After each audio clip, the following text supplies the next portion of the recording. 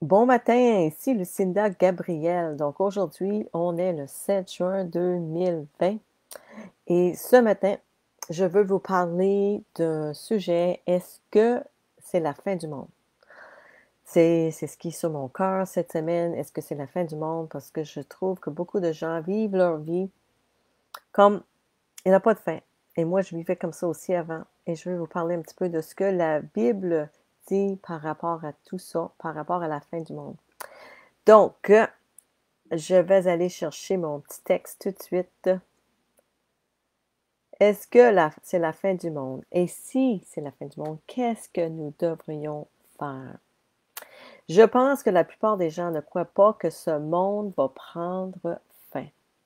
Moi non plus, je ne pensais pas à ça il y a 2 ans. Mais aujourd'hui, c'est de plus en plus clair pour moi.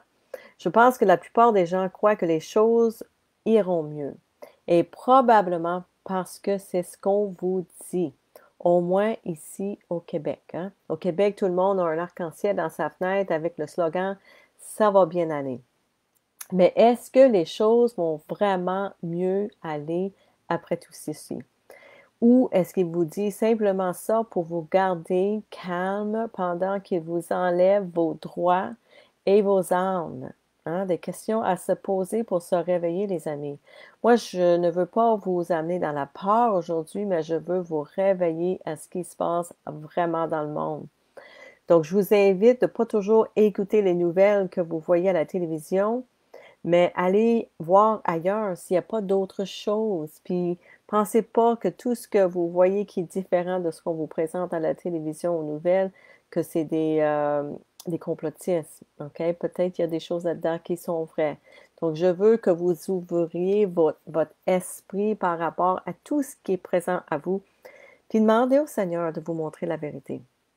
Dans la Bible, allons voir dans la Bible qu'est-ce que c'est écrit par rapport à la fin du monde. Dans Matthieu 24, 3 à 8, il est écrit: comme il était assis sur le mont des Oliviers, ça c'est Jésus hein, qui est sur le mont des Oliviers, ses disciples s'approchèrent et lui ont demandé: quand cela se produira-t-il et quel signe annoncera ta venue et la fin du monde?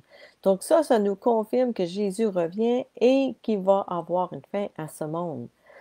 Donc Jésus leur répondit: faites bien attention que personne ne vous induise en erreur, car plusieurs viendront sous mon nom en disant je suis le Messie. Et ils tromperont beaucoup de gens.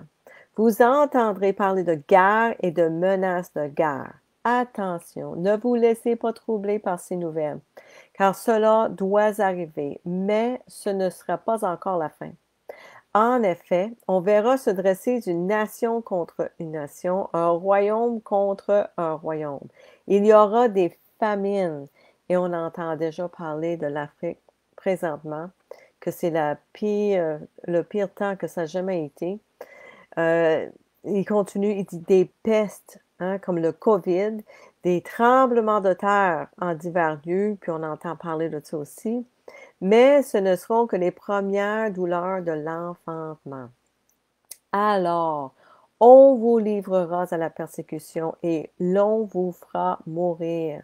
Vous serez détestés et dans toutes les nations à cause de mon nom. On voit déjà dans les pays communistes comme la Chine, c'est ce qui se passe. Et pensez pas, les amis, les frères et sœurs, que ça ne viendra pas dans notre bout du monde. Avec ce qui se passe présentement, tout est possible. Beaucoup trébucheront. En anglais, c'est pas écrit pareil. C'est écrit beaucoup seront offensés. C'est ce que ça veut dire. Donc, on n'a jamais vu une génération plus offensée que celle-ci. Nous pouvons être même emprisonnés pour offenser quelqu'un. Même sur Facebook, on peut être emprisonné, puis ils peuvent couper notre compte, fermer notre compte, si nous ne sommes pas politiquement corrects. Le monde euh, ne, comment je dirais ça? Il s'en fout si on est bibliquement correct. Il veut qu'on soit politiquement correct. Donc, on est rendu là, les amis, où ce que les gens sont offensés par la vérité. Alors, Jésus continue, ils se trahiront, se détesteront les uns les autres. Hein, nous voyons la trahison déjà avec le COVID. Il y a des voisins qui appellent sur leurs voisins. Beaucoup de prétendus prophètes surgiront et ils tromperont beaucoup de gens. À cause de la progression du mal, nous voyons aussi ceci avec les manifestations ce temps-ci. Donc, c'est vraiment clair en anglais. C'est pas pareil la traduction. Mais à cause de la progression du mal, l'amour du plus grand nombre se refroidira. Mais celui qui persévérera jusqu'à la fin sera sauvé. Cette bonne nouvelle du royaume sera proclamée dans le monde entier pour servir de témoignage à toutes les nations. Alors la fin viendra. Je vous dis ça, puis ce qui me vient dans mon cœur par le Saint-Esprit en vous lisant ça, la bonne nouvelle va être proclamée, oh mon Dieu, à cause que il va y avoir tellement de gens contre les chrétiens. Et quand on relit ce texte, puis ça parle de la persécution qu'on va vivre, qu'on va mourir, on va être détesté, puis à chaque fois que ils sont en train de brûler les églises présentement, ils veulent pas que les chrétiens qu'ils aient de service dans les églises présentement. Puis plus que ça va aller, plus qu'il va y avoir de persécutions, ben plus que la nouvelle va être proclamée. Et ce qui me vient, c'est que c'est comme ça que la bonne nouvelle va être proclamée dans le monde entier parce qu'il va y avoir tellement de persécutions contre les chrétiens. C'est ce qui vient dans mon cœur présentement, puis j'avais jamais pensé à ça avant. Donc, sommes-nous déjà là? Ben, on est certainement plus proche qu'on n'a jamais été auparavant. La plupart des gens vivent leur vie comme ils l'ont toujours fait, comme s'il n'y avait pas de fin en vue et qu'il n'y a certainement pas de jugement. C'est parce que beaucoup d'entre vous sont comme moi j'étais avant. Moi, j'étais comme ça il y a 2 ans et demi. J'étais préoccupée seulement par vivre ma meilleure vie maintenant, d'être heureuse, de bien paraître, d'avoir du succès, d'apprécier autant que possible les choses matérielles pendant que j'étais ici sur la terre, de tirer le meilleur parti de la vie, de me donner la priorité, de planifier ma retraite. Il s'agissait de moi, mes biens matériels et mes affaires et mon plaisir. C'est à moi. Puis le monde aujourd'hui sont tous occupés avec moi. Et ça le dit dans la Bible que mais qu'on soit rendu là, ben on va tirer à la fin. Et je suis content que le Seigneur m'a réveillée de tout ça et j'ai compris que c'est pas ça la vie. Vraiment loin de là. On est vraiment là pour se préparer pour notre prochaine vie puis de prendre soin des gens autour de nous jusque-là. Mais que faire si le monde se termine vraiment? Et si vous saviez que le monde se terminerait dans 5 ou 10 ans, ce que vous faites maintenant, est-ce que ça serait aussi important? Souhaitez-vous redonner la priorité changer les priorités dans votre vie? Est-ce que vous changerez les priorités dans votre vie en sachant que le monde va se terminer dans 5 ou 10 ans? C'est une grosse question, là, puis c'est très sérieux comme question parce qu'il y a beaucoup de gens qui pensent pas à ça du tout. Ils pensent que la vie va continuer, là. Il n'y en a pas de fin. Les gens pensent même pas à leur mort jusqu'à temps qu'ils tombent pas malades. Ils sont rendus à 50, 60, 70 ans, quand ils commencent à voir qu'ils ont une maladie qui est incurable, là, ils vont commencer à réfléchir. Mais je pense qu'on est appelé à réfléchir bien avant ça. Donc, personne n'est garanti demain. Même moi, je peux sortir puis, de me faire écraser dans la rue, là. Donc, qu'est-ce que vous feriez différemment que vous croyez en Jésus ou pas, que vous soyez croyant ou non? Commençons par les croyants et regardons ce que la Bible dit par rapport à ça. Donc, il y a quelques paraboles dans la Bible qui nous donnent une indication de comment on devrait vivre notre vie comme chrétien. Okay?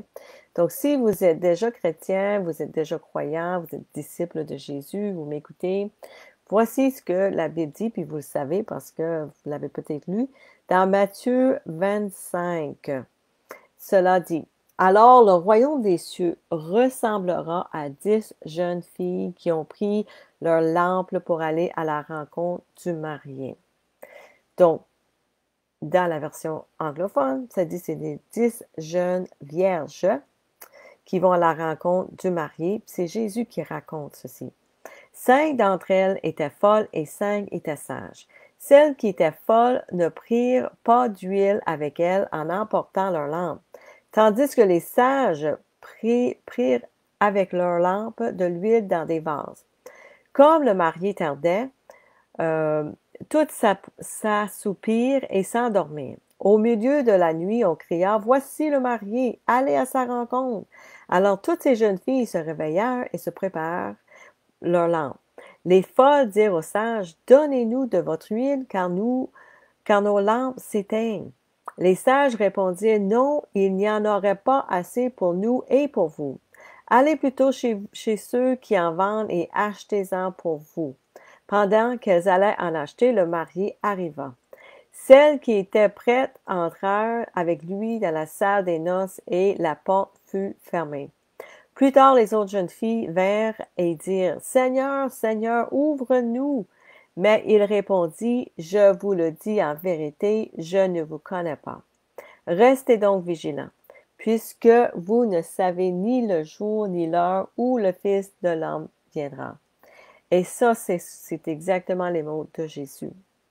Donc, la morale de l'histoire, c'est que nous devrions toujours être prêts pour le retour de Jésus.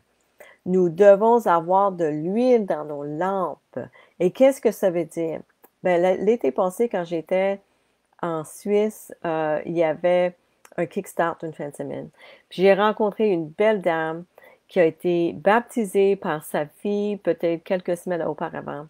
Puis au Kickstart, ils ont sorti le vendredi pour prier pour des gens, pour la guérison, partager la bonne nouvelle de l'Évangile et tout ça. Et quand ils sont revenus, cette dame-là, le matin, elle était comme, je sais pas, comme un peu normale, comme tout le monde, je suppose. Elle écoutait, mais quand elle est revenue, elle était éclatante. Elle brillait d'une lumière tellement extraordinaire. Elle était lumineuse, elle était belle, en tout cas rayonnante. Et quand je la regardais, j'ai entendu le Seigneur me dire, « Voilà à quoi on ressemble quand ils ont de l'huile dans leur lampe. » Et là, j'ai compris que cette dame-là, elle était remplie du Saint-Esprit. Puis que, puis c'est pas juste d'être remplie du Saint-Esprit, elle était comme rayonnante parce qu'elle venait de travailler dans le royaume de Dieu. Elle avait fait une bonne journée d'ouvrage pour le Seigneur. Puis son esprit, elle était contente. En tout cas, elle était remplie de lumière par ce qu'elle a vu de l'Esprit Saint aussi travailler en elle. Donc, c'est ça, avoir notre lampe remplie. Donc, on continue.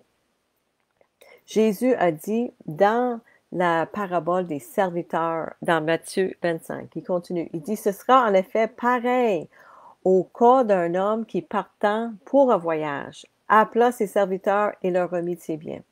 Il donnait 5 sacs d'argent à l'un, 2 à un autre, puis 1 au troisième, à chacun selon sa capacité, puis il partit aussitôt.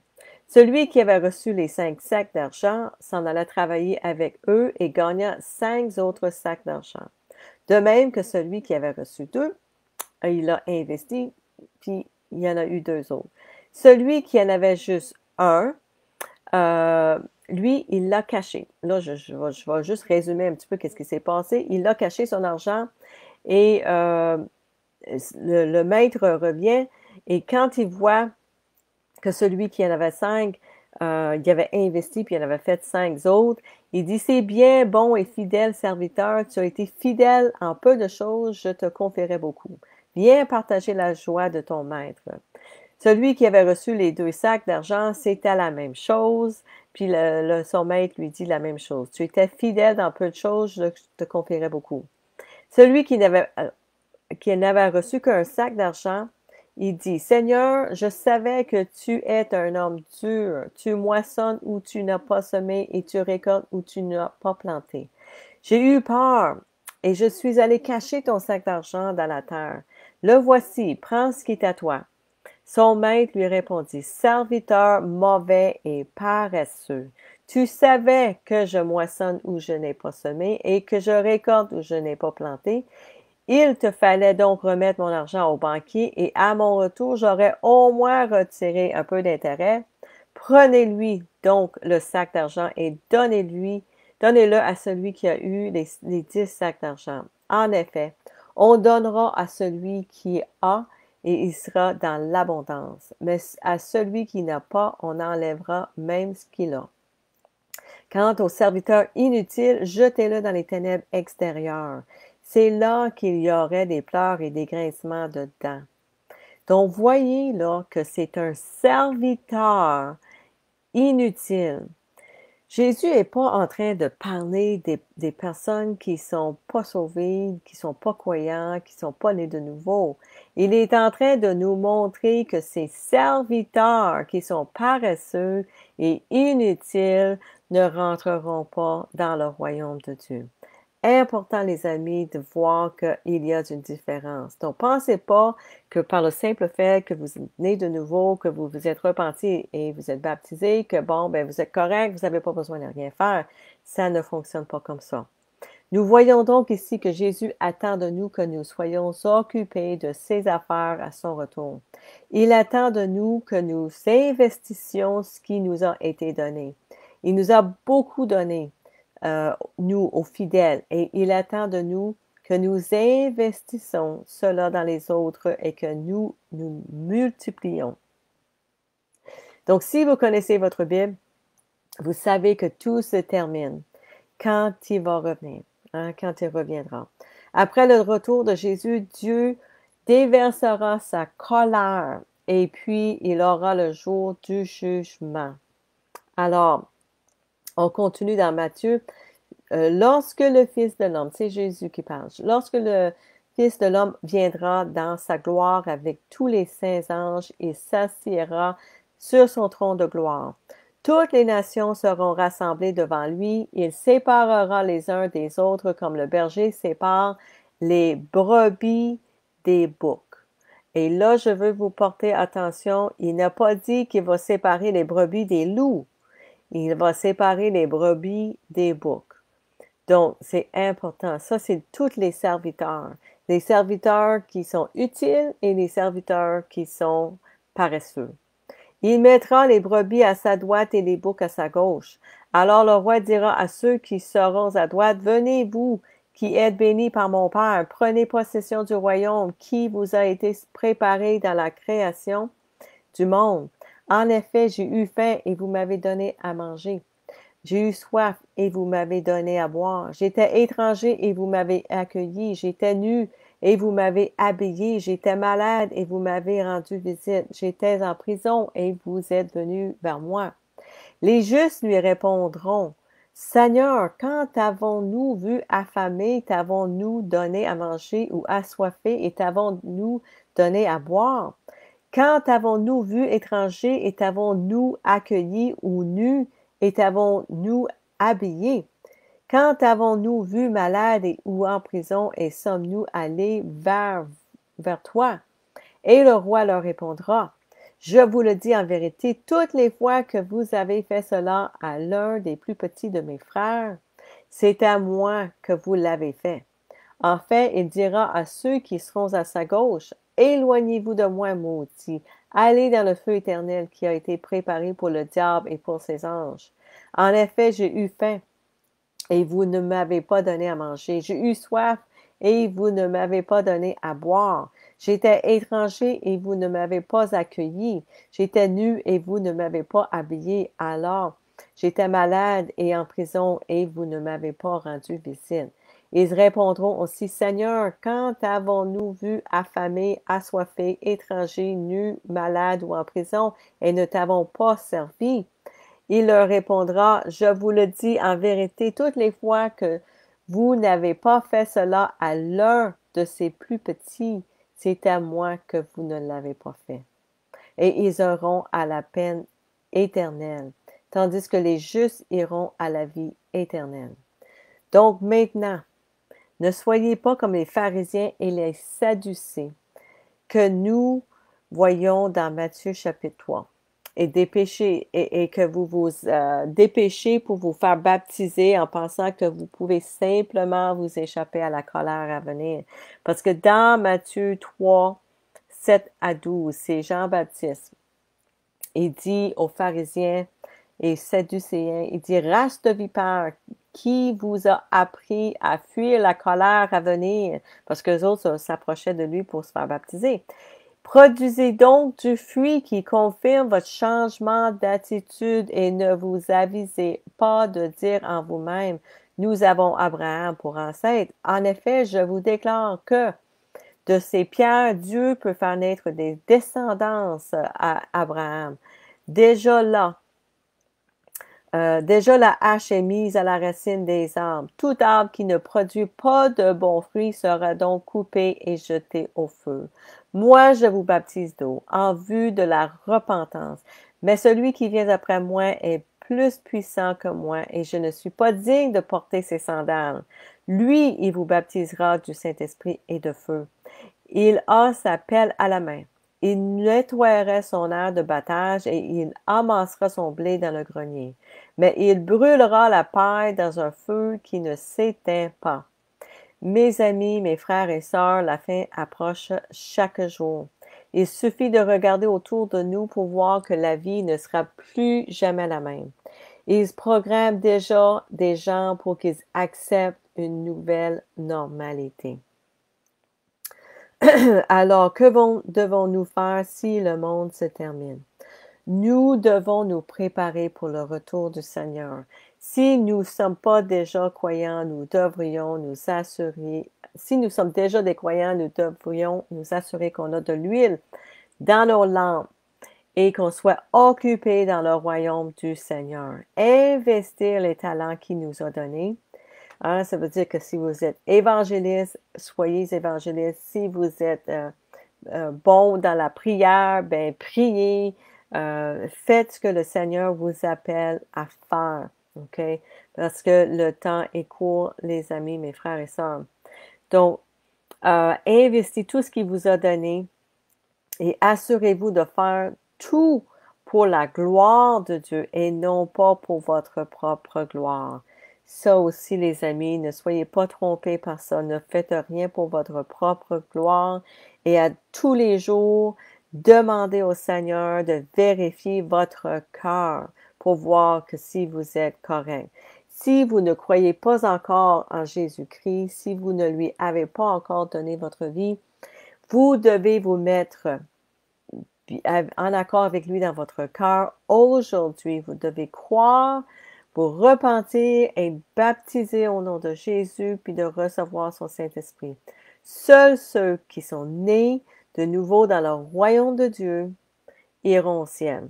Ceux qui ne sont pas vraiment repentis et n'ont pas donné leur vie à Christ, ils vont être comme les chèvres que le Seigneur enverra au châtiment éternel.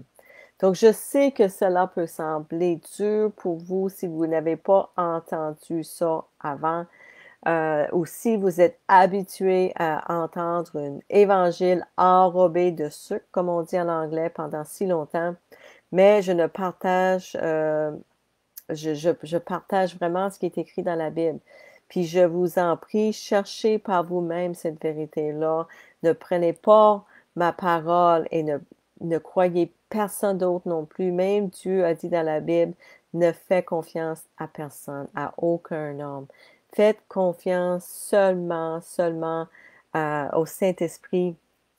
Priez pour savoir la vérité pour vous-même et croyez absolument rien de ce que je vous dis, mais cherchez la vérité pour vous autres-mêmes. Puis, c'est ça mon message pour aujourd'hui. Je veux juste dire un petit bonjour à Raquel, sois bénie ma sœur aussi. Louiselle, bon matin ma chère Louiselle et Carole, merci beaucoup d'être là. Donc, c'est ça les amis. Si vous êtes déjà nés de nouveau, soyez occupés à son retour. Parce que Jésus a dit qu'il ne séparera pas, il n'a pas dit qu'il va séparer les, comment c'est écrit en français? les loups, des brebis, mais c'est vraiment les boucs et les brebis. Puis ça veut dire qu'il faut qu'on soit occupé à son retour. Ne prenez pas pour acquis, si vous êtes né de nouveau, que vous pouvez rester à la maison puis écouter la télévision. OK? Soyez occupés dans son royaume, puis mettez-vous à genoux, puis demandez-lui à tous les jours, qu'est-ce que je peux faire pour vous? Qu'est-ce que je peux faire pour toi aujourd'hui? Soyez occupés. Le temps est court. Beaucoup de gens n'iront pas au ciel. Puis, ce serait vraiment dommage si c'est à cause de nous. Moi, je peux vous dire que j'étais estomaquée quand le Seigneur s'est présenté à moi il y a 2 ans et demi et il m'a réveillée. Puis, il a tout fait ça lui-même. Je n'avais aucune idée. Je n'avais jamais rencontré un vrai chrétien dans ma vie, même si j'étais élevée catholique, j'étais pas une vraie chrétienne selon la Bible. Et j'étais vraiment surprise que j'avais jamais rencontré personne, puis personne m'en avait parlé de ça. Et ça m'a fait réaliser et prendre conscience que ceux qui sont nés de nouveau, qui existaient autour de moi, en tout cas, ils faisaient pas leur job. Ils faisaient pas leur job parce qu'ils en parlaient pas. Ils gardaient ça comme quelque chose de précieux pour eux-mêmes, un joyau précieux, un diamant précieux pour eux-mêmes, une perle, comme c'est écrit dans la Bible. Mais ils partageaient pas ça avec les autres pour leur dire qu'ils l'ont trouvé. Et nous, on a une responsabilité, frères et sœurs, de partager cette bonne nouvelle avec les gens autour de nous, avec nos familles, puis nos amis. Puis écoute, s'ils ne nous écoutent pas, au moins leur a partagé, parce qu'un jour, on va tous être devant le Seigneur. Puis au moins, nous, on aurait dit, ben, écoute, moi, je l'ai dit, j'ai fait ma job, j'ai fait ce que j'avais à faire, je t'ai écouté, puis j'ai fait ma job. Puis si la personne qui est là devant le Seigneur dit, ben, ouais, c'est vrai, je peux pas nier que je l'ai pas entendu, je l'ai entendu, mais je l'ai pas cru. Bon, ben, ça serait sur eux. Mais au moins, nous, on n'aurait pas de sang sur nos mains, comme c'est écrit dans la Bible. Alors, c'est ça, les amis, mon message pour aujourd'hui. Mais bienvenue, Doris. Merci d'être là. Merci pour votre présence, votre écoute aujourd'hui. Partagez ce message avec vos amis, avec votre famille, parce que les gens, ils ont besoin de voir la vérité aujourd'hui, parce qu'on est rendu là. Le temps est précieux. Il ne reste pas beaucoup de temps. Puis chaque jour compte. Parce qu'on ne sait pas qui sera là demain. Peut-être que quelqu'un dans notre famille peut disparaître demain. Donc, on n'a pas de temps à perdre, les amis. Je vous aime énormément. Soyez tous bénis, puis on se voit la semaine prochaine. Bye bye.